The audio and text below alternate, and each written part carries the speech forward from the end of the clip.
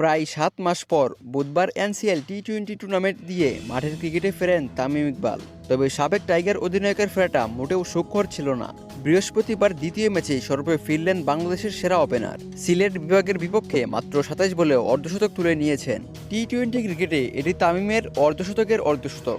তবে এই মাইলফলকের পর বেশিক্ষণ টিকে থাকতে পারেননি বাঁহাতি এই ব্যাটার। ৩৩ বলে ৬৫ রান করেই বিদায় নেন তিনি। তোফায়েল আহমেদের বলে ছক্কা হাঁকাতে গিয়ে খালেদ আহমেদের তালুবন্দী হয়ে সাজঘরে ফিরে যান তামিম। তামিম ইকবালের এমন মারকুটে ব্যাটিংয়ের পরও বড় সংগ্রহ করতে ব্যর্থ হয়েছে তার দল চট্টগ্রাম।